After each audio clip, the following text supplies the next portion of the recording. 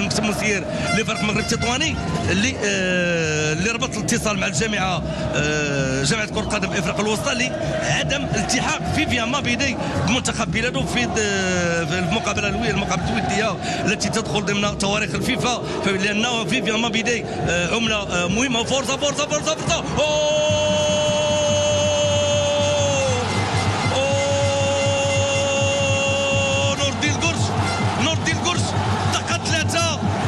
الفتيل. هذه المقابله تنتعش المدرجات، فرحه عارمه بن حسين امامكم.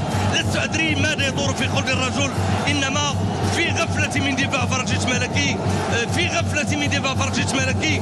الكرس لاعب السابق لفريق شباب اطلس خنيفره، باس لاطير الرفاع نزل لامورتي بالصدر، مضاف منقص يهزم الحارس ياسين الحظ الذي لم يكن ابدا محظوظا امام هذه النعره الهجوميه لفريق المغرب التطواني.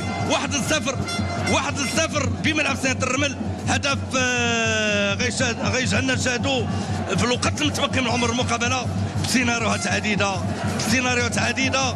اذا المؤكد الان فريق المغرب التطواني متقدم بهدف لا صفر. الفرحه نور الدين القرش يعانق ياسين صالحي، الكثير من المجربين في بنك البدلاء من ضمنهم حمزه حجي، داير ايمن، ياسين صالحي صانع العاب، ومرتضى طفال صخره الدفاع الذي